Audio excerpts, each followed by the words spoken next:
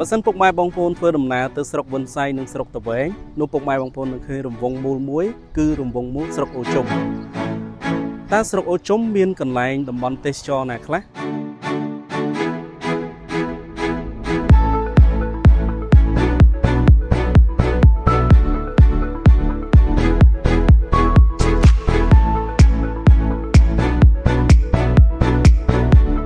អូជុំគឺជាស្រុកមួយដែលស្ថិតនៅប៉ែកខាងជើងនៃទីរួមខេត្តរតនគិរី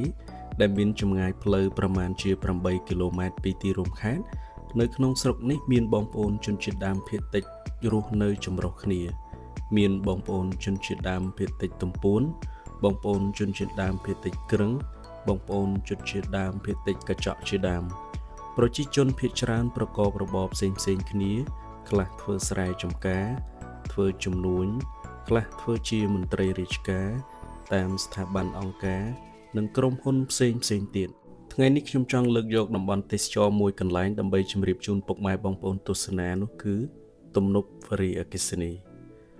ទំនប់វារីអគ្គិសនីស្ថិតនៅខាងជើងជាងខាងលិចនៃស្រុកអូជុំដែលមានចម្ងាយប្រមាណជា1គីឡូម៉ែត្រពីរង្វង់មូល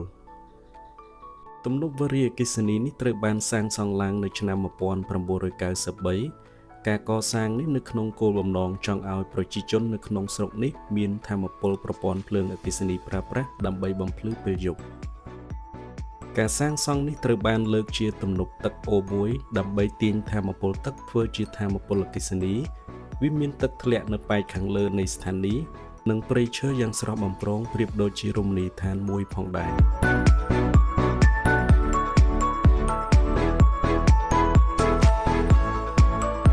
ចុងក្រោយបើសិនពុកម៉ែបងប្អូនអញ្ជើញមកសម្រាប់លំហែកំសាន្តនៅទីនេះកុំភ្លេចយកសម្រាមដាក់ក្នុងធុងសម្រាមផងបរិស្ថានស្អាតផ្ដើមពីយើងទាំងអស់គ្នាជួបជាមួយខ្ញុំបាទសុកនៅវីដេអូក្រោយៗទៀតសូមអរគុណសូមជម្រាបលាត្រាក់ទ័រ John Deere ជាទំនុកចិត្តរបស់លោកអ្នកនាំចូលនឹងចែកចាយផ្ដាច់មុខដល់ក្រុមហ៊ុន RMA Cambodia